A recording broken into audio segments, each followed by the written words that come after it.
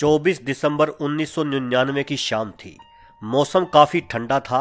नेपाल की राजधानी काठमांडू के त्रिभुवन इंटरनेशनल एयरपोर्ट से इंडियन एयरलाइंस की फ्लाइट IC814 दिल्ली आने के लिए उड़ान भरने वाली थी। वैसे तो विमान के लिए दूरी महज 1.5 घंटे की थी, लेकिन इस बात का अंदाजा किसी भी यात्री को नहीं था कि यह छोटी सी दूरी खौफ और आतंक के बहुत लंबे सफर में बदलने वाली है और उन्हें भारत पहुंचने के लिए कुछ घंटे नहीं बल्कि 8 दिनों तक इंतजार करना पड़ेगा। सभी यात्री विमान में बैठ चुके थे और ठीक 4:15 पर विमान ने उड़ान भरी। विमान में कुल मिलाकर 178 यात्री थे, जिनमें से कुछ नवविवाहित जोड़े थे जो नेपाल से हनीमून मनाकर लौट रहे थे। अब विमान भारत की सीमा में प्रवेश कर चुका था और सिर्फ 15 मिनट बाद दिल्ली में लैंड होने वाला था। तभी अचानक से 5 लोग अपनी सीटों से उठ खड़े हुए। उन्होंने अपने चेहरों को नकाब से ढक लिया और वो पांचों नकाबधारी हथियारबंद थे। सभी यात्री भय और हैरानी से उनकी तरफ देख रहे थे। तभी उनमें से एक नकाबपोश ने एक के बाद एक 2 गोलियां कॉकपिट की तरफ चलाई और अचानक से ही विमान लोगों की चीखों से गूंज उठा। जाहिर है विमान का अपहरण हो चुका था। वे अपहरणकर्ता खतरनाक आतंकवादी थे और उन्होंने अब हथियारों के दम पर पूरे विमान को अपने नियंत्रण में ले लिया था। उनमें से एक कॉकपिट के अंदर घुस गया और कैप्टन को तुरंत लाहौर पाकिस्तान चलने को कहा। कैप्टन ये भली भांति जानते थे कि अगर वे भारत की सीमा से बाहर किसी दूसरे देश में जहाज को लेकर गए तो किसी भी प्रकार की मदद मिलने की कोई आशा नहीं रहेगी। इसलिए उन्होंने अपहरणकर्ताओं से विमान को लाहौर ना ले जाने की गुजारिश की, लेकिन अपहरणकर्ता किसी की नहीं सुन रहे थे। उन्होंने पायलट समेत सभी लोगों को जान से मारने की धमकी दी। तब जहाज के पायलट्स ने उनको समझाने की कोशिश की कि जहाज में लाहौर तक पहुंचने का ईंधन नहीं है। अगर विमान अमृतसर से आगे जाएगा तो ईंधन खत्म हो जाएगा और विमान क्रैश कर जाएगा। लेकिन अपहरणकर्ताओं को यह डर था कि अगर विमान भारत की सीमा में लैंड होगा तो भारत की सरकार जरूर कोई न कोई कार्यवाही करके उनके मिशन को फेल कर देगी। इसलिए वो लगातार पायलट से विमान को लाहौर ले जाने को लेकर बहस कर रहे थे। इसी बहस के दौरान पायलट ने बड़ी ही होशियारी से इमरजेंसी ट्रांसपोंडर दबाकर विमान के अपहरण की खबर भारतीय अधिकारियों तक पहुंचा दी। तुरंत ये खबर जंगल में आग की तरह फैल गई और सभी न्यूज चैनलों पर प्रसारित होने लगी, जिससे सारे देश में हड़कंप मच गया। पायलट ने अपहरणकर्ताओं को यह समझाने की पुरजोर कोशिश की कि एक बार विमान को अमृतसर लैंड कराकर ईंधन भरवा लेने दो, उसके बाद जहां तुम लोग कहोगे जहाज उस ओर चल पड़ेगा, क्योंकि फिलहाल जहाज में लाहौर तक की दूरी तय करने लायक ईंधन नहीं है। मजबूरन आतंकवादियों को झुकना पड़ा और उन्होंने विमान को अमृतसर उतारने की इजाजत दे दी और शाम ठीक 7:01 पर विमान अमृतसर में उतर गया। इस दौरान भारतीय सरकार बौखलाई हुई थी और कोई नहीं समझ पा रहा था कि इस हालत से कैसे निपटा जाए। जहाज में बैठे लोगों को उम्मीद थी कि कमांडो फोर्स किसी तरह से जहाज पर हमला करके उन सब की जान बचा लेंगे, लेकिन न जाने ऐसा कुछ नहीं हुआ। आतंकवादी जहाज में ईंधन भरवाने की मांग करने लगे, लेकिन ना ही जहाज में ईंधन भरा गया और ना ही किसी प्रकार की कोई कार्यवाही की गई। लगभग 25 मिनटों तक इंतजार करने के बाद भी ईंधन से भरा कोई भी टैंकर जहाज की तरफ नहीं आया तो आतंकवादियों का सब्र जवाब दे गया। उन्हें लगा कि भारतीय सुरक्षा बल जरूर उन पर हमला करने का कोई प्लान तैयार कर रहा है। आतंकवादियों ने तुरंत कैप्टन को जहाज उड़ाने का आदेश दे दिया। अब उन्हें ईंधन के खत्म होने की भी कोई परवाह नहीं थी, लेकिन क्रू मेंबर्स ने हार नहीं मानी। उन्हें पूरा यकीन था कि अगर उन्हें कोई मदद मिल सकती है तो सिर्फ और सिर्फ अपने देश से ही मिल सकती है और यहां से उड़ान भरने के बाद किसी प्रकार की उम्मीद करना बेमानी होगा। किंतु आतंकवादी अब और इंतजार करने को तैयार नहीं थे। तैश में आकर उन्होंने जहाज के लोगों पर हमला करना शुरू कर दिया। उन्होंने अपना पहला शिकार बनाया प्लेन के यात्री रुपिन कात्याल को। रुपिन अपनी पत्नी के साथ हनीमून मनाकर वापस लौट रहे थे। उनकी नई नवेली दुल्हन उनके पास ही बैठी थी और आतंकवादी उनके शरीर पर एक के बाद एक चाकू बरसाए जा रहे थे। चाकू के इतने वारों से उनके शरीर के हर हिस्से से खून की धारा बहने लगी। इन सब से घबराकर पायलट ने तुरंत जहाज को उड़ाने का फैसला किया और आतंकवादियों के कहे अनुसार जहाज को लाहौर की ओर मोड़ दिया। अब एक बार फिर से 178 यात्रियों की किस्मत हवा में लटक रही थी। भारत के पास एक बहुत बड़ा मौका आया था। आतंकी अपनी जमीन पर थे और वो पूरे 25 मिनटों तक अमृतसर एयरपोर्ट पर खड़े रहे, लेकिन फिर भी भारतीय सरकार ने कोई कदम नहीं उठाया और अब सरकार के पास हाथ मलने के सिवाय कोई चारा नहीं था। उधर दूसरी तरफ पाकिस्तान सरकार ने अपने देश में जहाज उतारने से साफ मना कर दिया। उन्होंने लाहौर हवाई अड्डे पर दिशा बताने वाले सभी संकेत और लाइट्स बंद कर दी, जिससे पायलट नीचे रनवे को नहीं देख पा रहे थे। लेकिन अब तक जहाज में ईंधन खत्म होने की वार्निंग लाइट जलने लगी थी। पायलट्स द्वारा अब जहाज को और देर हवा में रखना संभव नहीं था। मजबूरन उन्होंने जहाज को अंधेरे में ही नीचे उतारना शुरू कर दिया ताकि वे रनवे को देख पाएं, लेकिन दिशा बताने का कोई भी संकेत न होने के कारण विमान रनवे से भटक गया और एक हाईवे के ऊपर मंडराने लगा। पाकिस्तान एयरपोर्ट अथॉरिटी भी जहाज पर नजरें गड़ाए बैठी थी। अधिकारियों को जब ये लगने लगा कि जल्द ही जहाज हाईवे पर गिरकर क्रैश हो जाएगा, तो आखिरकार उन्होंने समझदारी और मानवता से भरा फैसला लिया और अपने रनवे की लाइट्स जला दी। रनवे दिखाई देते ही पायलट्स ने जहाज को सफलतापूर्वक लाहौर हवाई अड्डे पर उतार दिया। पाकिस्तानी सरकार ने हवाई जहाज में ईंधन भर दिया और वे चाहते थे कि अब जहाज तुरंत उनके वतन को छोड़कर चला जाए। पायलट्स ने आग्रह किया कि घायल यात्री रुपिन कत्याल और कुछ बुजुर्ग यात्रियों को लाहौर में उतार दिया जाए, लेकिन उनकी इस मांग को न पाकिस्तान सरकार ने माना और न ही अपहरणकर्ताओं ने।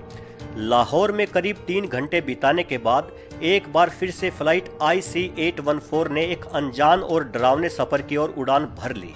आतंकवादी अब विमान को काबुल अफगानिस्तान ले जाना चाहते थे, लेकिन वहां रात में विमान उतरने की सुविधा नहीं थी, तो उन्होंने पायलट से विमान को संयुक्त अरब अमीरात के दुबई शहर में ले जाने को कहा।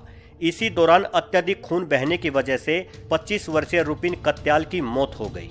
विमान के दुबई में उतरने के बाद UAE के अधिकारियों ने अपहरणकर्ताओं से बातचीत करके उन्हें ईंधन के बदले में कुछ घायल यात्रियों की रिहाई के लिए राजी कर लिया। रुपिन कत्याल के शव को भी नीचे उतार लिया गया। इसके बाद ईंधन लेकर जहाज सुबह तड़के ही फिर से हवा में उड़ गया। वो दिन क्रिसमस का दिन था, लेकिन फ्लाइट में मौजूद किसी भी यात्री के लिए खुशी मनाने की कोई वजह नहीं थी। एक यात्री मारा जा चुका था और बाकियों के सर पर नंगी तलवार लटकी हुई थी। सुबह पो फटने तक विमान एक बार फिर से लैंड हो चुका था। अब की बार आतंकवादियों ने कंधार अफगानिस्तान को अपना ठिकाना बनाया।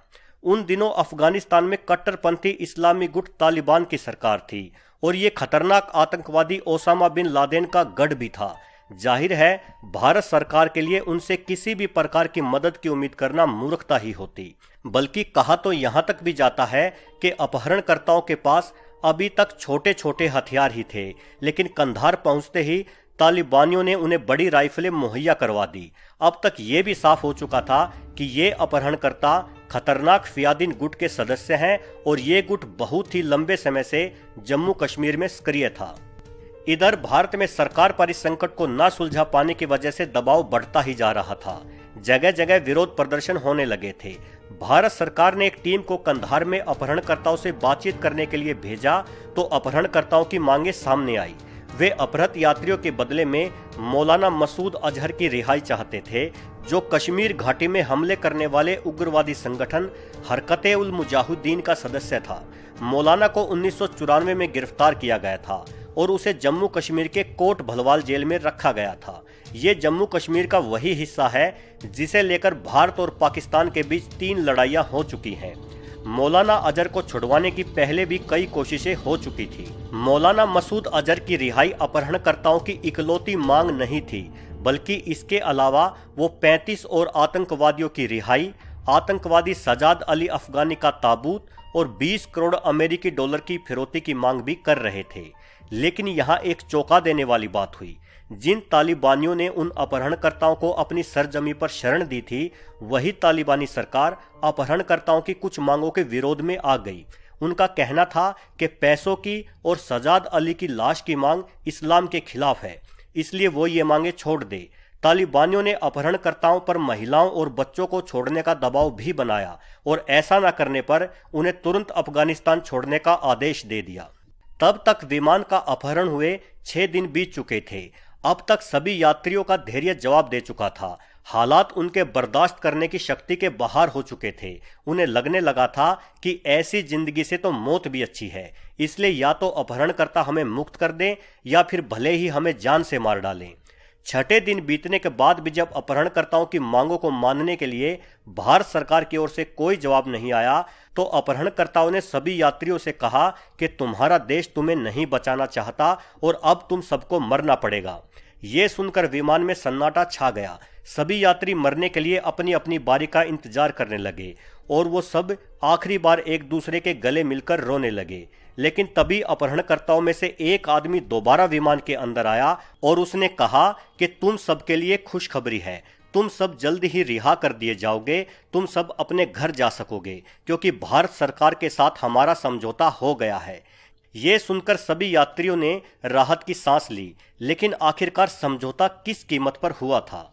भारत सरकार ने बंधकों को रिहा करने के बदले 3 आतंकवादियों को छोड़ने का फैसला कर लिया था, जिनके नाम थे मौलाना मसूद अजहर, जिसकी रिहाई अपहरणकर्ताओं की मुख्य मांग थी।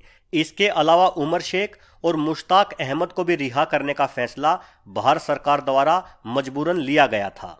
फिर भारत के अलग अलग हिस्सों से इन 3 आतंकवादियों को छुड़ाकर दिल्ली लाया गया और वहां से विमान द्वारा कंधार ले जाया गया।